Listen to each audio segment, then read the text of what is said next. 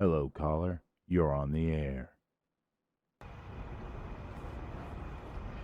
Am I a bad person? I moved back home to Eugene after graduation. I got my degree in pharmacology, and to be honest, I didn't know what I was going to do with it.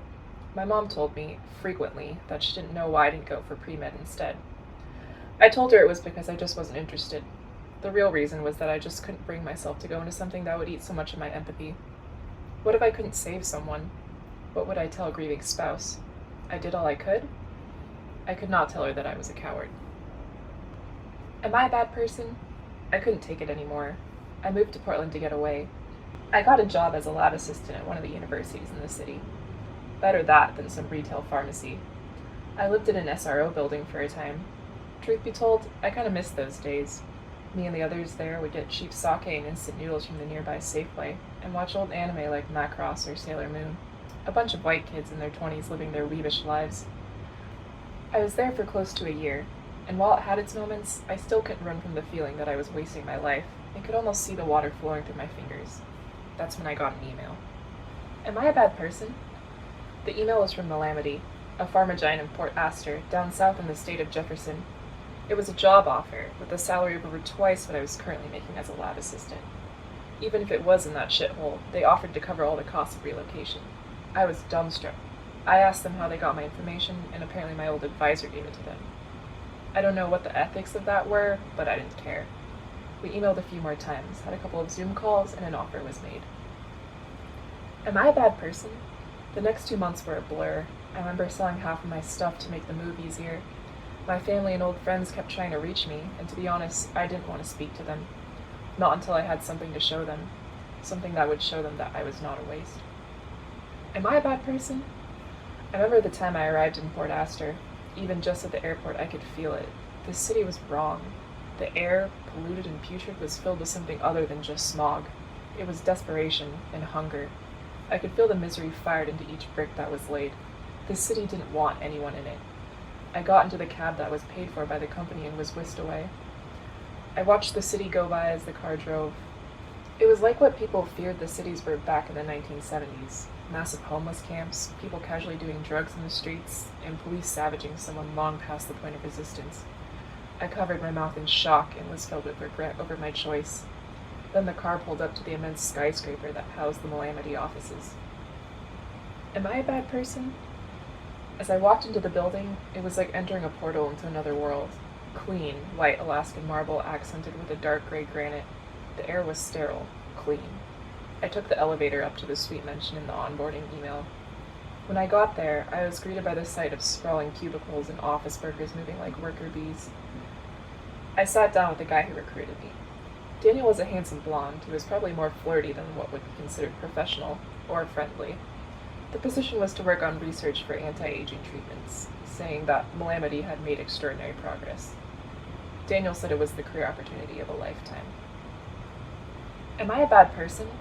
When I started, the lab was chaotic, yet organized down to the finest details. The biggest thing was how quiet it was. No one spoke.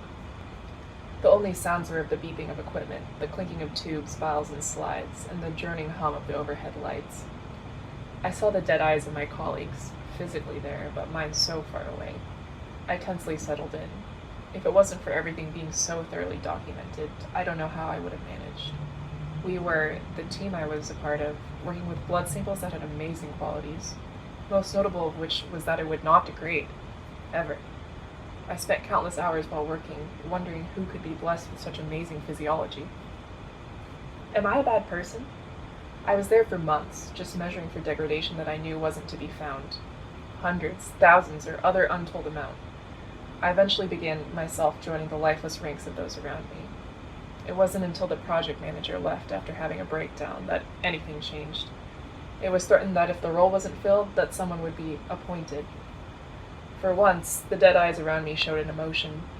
Fear. No one volunteered for days. It wasn't until the day of the deadline that I offered myself, which was the second and final time I saw an emotion in my colleagues. Pity. Surprisingly, my application was accepted. I was the new project manager, after only several months. Am I a bad person?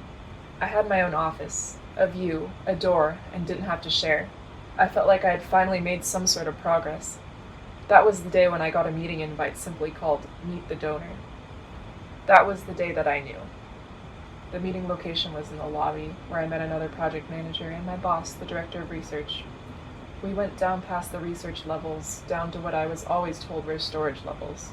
In hindsight, that was a sick joke.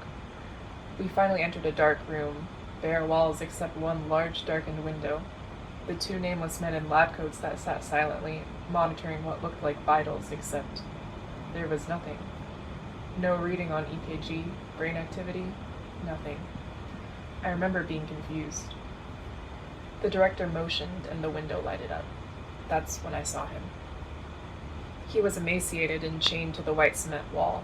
He was the source of the blood I had tested for months. They wouldn't, or couldn't, tell me where he had come from, but he knew that he was nearly immortal, as far as could be tested anyway. They told me that he needed frequent transfusions to keep him alive, as he nearly constantly bled from his eyes, nose, and mouth, from which the samples were collected, which were then sent to my old lab. They walked me out of the room and onto the next room and told me they wanted me to see the trial subjects. I saw a room that looked like it belonged to an abattoir. People, black, white, old, young, anyone, strapped to slabs and punctured with so much transfusion equipment. I couldn't hold it and vomited right in front of the director and the other project manager. They looked down at me, saying that was a common reaction and that they thought I would have done that in the last room. They took me out of that chthonic lab. That was a year ago. Now from my office, I was so proud to get that I worked through paperwork related to finding new trial subjects. Half of those samples are tattooed with reject and disposed.